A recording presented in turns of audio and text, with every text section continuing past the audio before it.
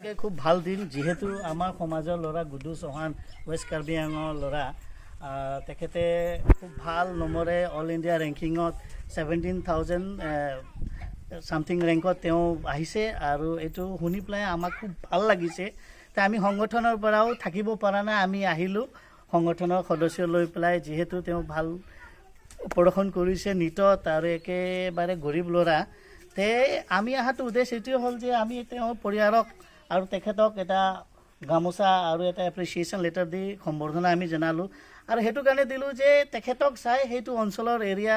ল'ৰা ছোৱালী আগন্তুক দিনক তেখেতসকলেও তেওঁৰ পৰা অলপমান প্ৰেৰণা লওক আৰু তেওঁৰ নিচিনা হ'বলৈ চেষ্টা কৰক। ये मन में अच्छा लागल है बोल कहनी है जो बाबू अच्छा लागल। और पिछले साल भी एगो तारे मामा के एरिया से एगो लड़की प्रीति चौहान तो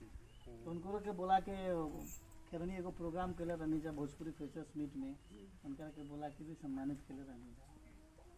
कोनो प्रकार के यदि आवेला समय में कोनो असुविधा यदि बुझाई तार अभी जौन सिलेक्शन में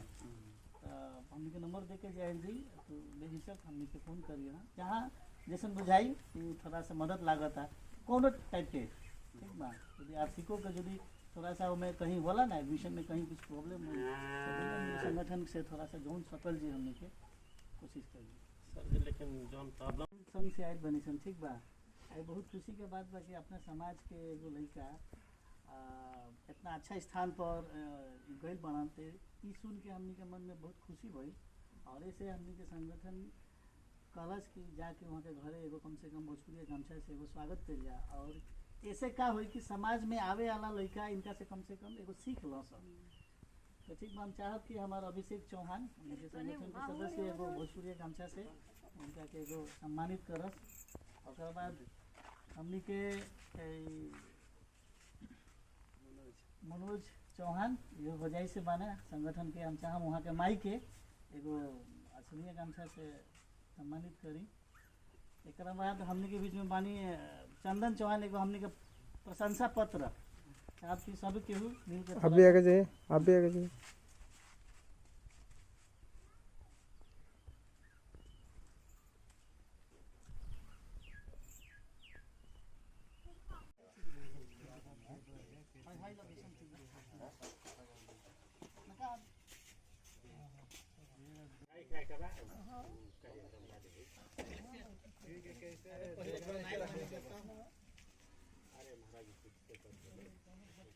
संगतिया हाँ कौन कलर में